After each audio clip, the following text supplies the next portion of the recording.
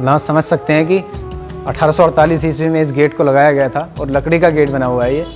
और उन्होंने ही वहाँ पर एक जगह छोड़ी हुई थी जहाँ पर उन्होंने वसीयत की थी, कहा था कि मेरे इंतकाल के बाद मुझे जो है यहीं पर दफन किया जाए। यह मतलब कह सकते हैं कि ये तंज मारा था कि दम दमे में दम नहीं, अब खैर मांगो जान की, ए जफर ठंडी हुई अब तेग हिंदुस्तान की। तेग का मतलब तलवार होती है।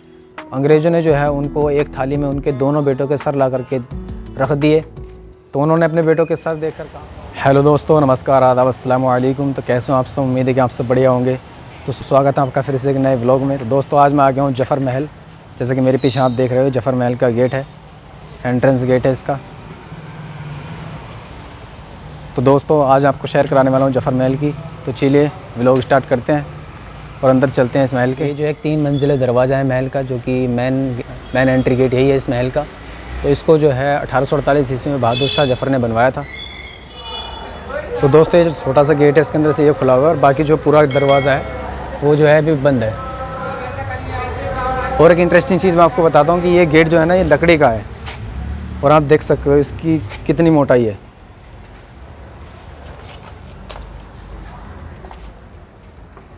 ये लकड़ी का दरवाज़ा है लेकिन अभी भी इतना मजबूत है कि इसमें ज़रा से भी कोई फ़र्क नहीं आया है इतने सालों के बाद भी। ये देखिए दोस्तों कैसे बनाया गया है इसको। आप समझ सकते हैं कि 1848 ईस्वी में इस गेट को लगाया गया था और लकड़ी का गेट बना हुआ है ये। तो 1848 का बना हुआ लकड़ी का गेट आप देख सकते हो। Oh my God! Wow! दरवाज़ा है ना, इसको हाथी दरवाज़ा ही बोला जाता है क्योंकि ये दरवाज़ा जो है इतना बड़ा है ना, इसके अंदर से हाथी बाहर आ जा सकते हैं। तो आगे चलते हैं वीडियो में और कुछ चीज़ें देखते हैं और यहाँ पर क्या क्या है।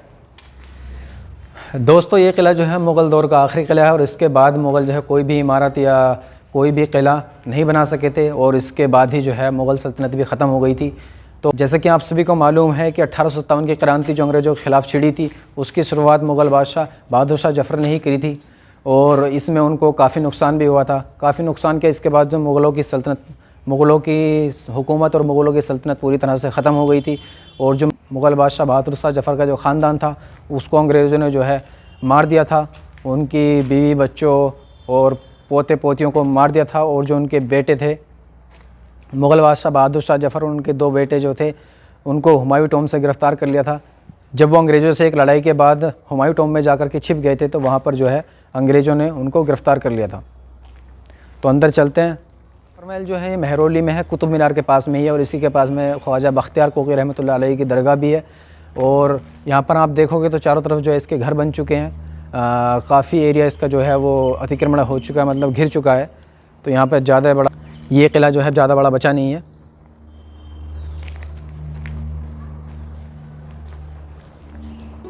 तो यहाँ पर देखेंगे तो गुंबद वाली इमारतें बनी हुई हैं 2, जिसके अंदर 2 गुंबद हैं।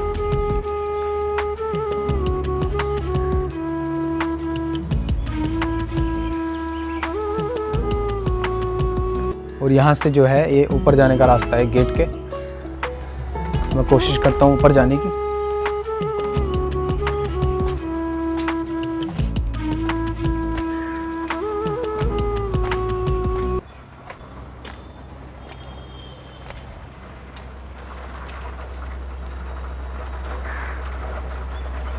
तो ये देख सकते हैं आप, इसके चारों तरफ जो है ये मकान बन चुके हैं।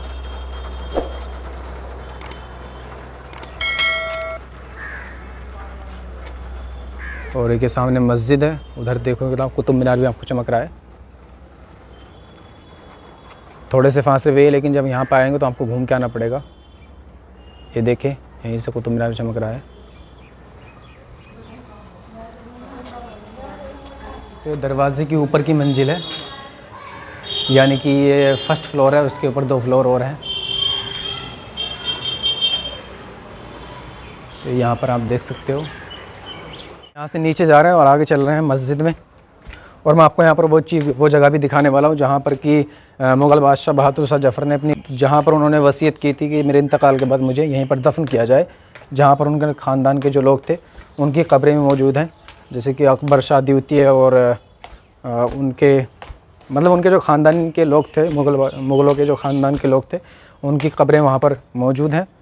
और उन्होंने ही वहाँ पर एक जगह छोड़ी हुई थी जहाँ पर उन्होंने वसीयत की थी, कहा था कि मेरे इंतकाल के बाद मुझे जो है यहीं पर दफन किया जाए। लेकिन अफसोस कि उनकी ये ख्वाहिश पूरी नहीं हो सकी। उनकी बड़ी दर्द भरी कहानी है कि जब अंग्रेज़ों ने उनको गिरफ़्तार कर लिया तो उन्होंने उनको हिंदुस्तान से जो है रंगून भेज दिया था और उन पर जो है काफ़ी जुल्म और ज़्यादती हुई थी, क्योंकि उनको पता था कि हमने अगर बहादुर शाह जफ़र को गिरफ़्तार नहीं किया तो हम हिंदुस्तान पर कब्ज़ा नहीं कर पाएंगे। क्योंकि जब 1857 का विद्रोह शुरू हुआ था तो उसमें जो है जितने भी हिंदू राजा थे या जितने भी हिंदुस्तान के राजा थे, महाराजा थे, वो सभी जो है मुग़ल बादशाह बहादुर शाह जफ़र के नेतृत्व में अंग्रेज़ों के ख़िलाफ़ खड़े हो गए थे, और जिसमें काफ़ी कामयाबी भी शुरुआत में मिली थी। लेकिन बाद में जो है उनको गिरफ़्तार कर लिया गया और उनको जो है हिंदुस्तान से रंगून भेज दिया गया। कहते हैं कि जब अंग्रेज़ अफसर मेजर हडसन उनको गिरफ़्तार करने हुमायूं टॉम पहुंचा, जहां पर कि वो छुप गए थे एक लड़ाई के बाद बहादुर शाह जफ़र अपने दोनों बेटों के साथ, तो जब उनको गिरफ़्तार करने पहुंचा तो वो जो है अंग्रेज़ अफसर जो था मेजर हडसन, उसको जो थोड़ी बहुत उर्दू आता था, तो उसने उनको जो है एक शायरी बोली थी, एक बात कही थी, यह मतलब कह सकते हैं कि ये तंज मारा था कि दम दमे में दम नहीं, अब खैर मांगो जान की, ए जफ़र ठंडी हुई अब तेग हिंदुस्तान की। तेग का मतलब तलवार होती है। इस बात के इस तंज के बदले में बहादुर शाह जफ़र ने कहा था कि गाज़ियों में बू रहेगी जब तलक ईमान की, गाज़ियों में बू रहेगी जब तलक ईमान की, तख्त लंदन तक चलेगी तेग हिंदुस्तान की। तो ऐसा था बहादुर शाह जफ़र का जज्बा और ऐसा था उनका अपने वतन के लिए प्यार। और आज अफसोस होता है कि हमसे कुछ लोग देशभक्ति का सर्टिफिकेट मांगते हैं। ये बड़ी अच्छी बात कही आप। तो दोस्तों, जैसे कि आप देख रहे हो, यही ये कब्रें हैं, 4 कब्रें हैं यहाँ पर। तो यही है मुग़ल बादशाह बहादुर शाह जफ़र के ख़ानदान वालों की कब्रें हैं ये। और ये जगह आप देख रहे हो ना, जहाँ पर ये घास जमी है, ये जो जगह है, जैसे कि जो आप बीच में देख रहे हो जगह छूटी पड़ी है, तो दोस्तों यही वो जगह है जहाँ पर कि मुग़ल बादशाह बहादुर शाह जफ़र ने अपनी ख्वाहिश ज़ाहिर की थी। उन्होंने ये वसीयत की थी अपने लोगों को कि जब मेरा इंतकाल हो जाए तो मुझे जो है यहीं पर दफन किया जाए। लेकिन अफसोस की बात है, अल्लाह ने उनको ये दिन नहीं दिखाया और वो यहाँ पर दफन नहीं हो सके। और जब अंग्रेज़ों ने उनको रंगून भेज दिया तो क़ैद के दौरान ही उनकी इंतकाल हो गया था, और रंगून में ही उनकी एक जगह पर कब्र है जहाँ पर मकबरा बना हुआ है। जब क्योंकि अंग्रेज़ों ने उनको जो है क़ैद करके रंगून भेज दिया था, जो कि उस वक्त में बर्मा था, म्यांमार है। और अंग्रेज़ों ने जो है उन पर इतने जुल्म किए थे, जितने भी वो जुल्म कर सकते थे वो सारे जुल्म उन्होंने किए थे। एक दफ़ा की बात है, कहा जाता है कि जब बहादुर शाह जफ़र ने कहा कि उनको कुछ खाने के लिए दिया जाए, उनको भूख लगी है, अंग्रेज़ों ने जो है उनको एक थाली में उनके दोनों बेटों के सर ला करके रख दिए। तो जफ़र साहब ने ये देख करके थाली में जब उनके दोनों बेटों के सर मिले तो उन्होंने ये अंग्रेज़ों से ये कहा था, हिंदुस्तान के बेटे अपने मुल्क के लिए सर कटाकर अपने बाप के पास इसी अंदाज में आया करते हैं। और उनको जो है वहीं रंगून में स्वेडागोन पैगोडा नामक एक जगह पर दफनाया गया, और वहीं पर जो है उनकी दरगाह है, वहीं पर उनका स्मारक है। तो उन्होंने अपने इंतकाल के करीबी वक्त में जो है एक गज़ल थी उनकी, उसके कुछ लाइनें पढ़ी थी। कहा जाता है कि उन्होंने ये लाइनें पढ़ी थी कि दिन ज़िंदगी ख़त्म हुई शाम हो गई, दिन ज़िंदगी ख़त्म हुई शाम हो गई, फैला के पाँव सोएंगे कुंजे मज़ार में, कितना बेबस है जफ़र दफन के लिए, कि कितना बेबस है जफ़र दफन के लिए, 2 गज़ ज़मीन भी ना मिली कुए यार में। कुए यार मतलब जहाँ पर प्यार की ज़मीन। तो दोस्तों अभी हम चलते हैं मस्जिद में। वो जो मस्जिद है मैं आपको दिखाता हूँ। ये मस्जिद सफ़ेद संगमरमर से बनी हुई है, वाइट संगमरमर इस पर लगा हुआ है, जैसे कि आपको देख सकते हैं। मैं बैक कैमरे से आपको दिखाता हूँ।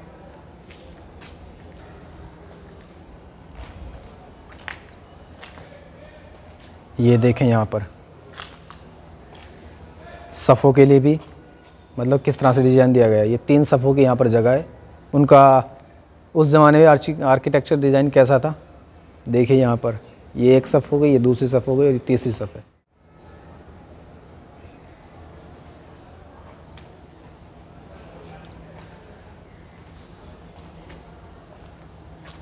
और ये जो इधर दिख रहे हैं आपको, ये ख्वाजा बख्तियार कोकी रहमतुल्लाह अलैह की दरगाह।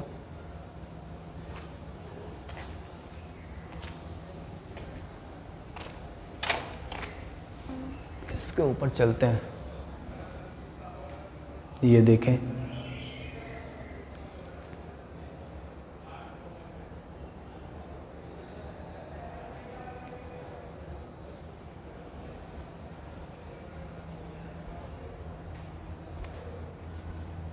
मस्जिदों जब वीरान मस्जिदों को देखते हैं तो बड़ा अफसोस होता है। तो इस किले की जो है एंट्री बिल्कुल फ्री है, यहाँ पर कोई टिकट वगैरह नहीं लगता। तो अगर आप आएँ तो आप बेझिझक आ सकते हैं। कुतुब मीनार के पास में ही है, इसी के पास में ख्वाजा बख्तियार खोखी रहमतुल्लाह अलैह की दरगाह है। तो दोस्तों इस व्लॉग को भी यहीं पर ख़त्म करते हैं। उम्मीद है कि आपको वीडियो पसंद आई होगी। अगर आपको वीडियो पसंद आई तो वीडियो को लाइक करें, शेयर करें, कमेंट करें। बाकी आपको पता है कि क्या करना है। अगर आप पेज पर नए हो तो पेज को लाइक और फॉलो ज़रूर करें, चैनल को भी सब्सक्राइब कर लें। तो आगे मिलते हैं फिर किसी नए वीडियो में, फिर किसी नए व्लॉग में। तब तक के लिए बाय, अल्लाह हाफिज़।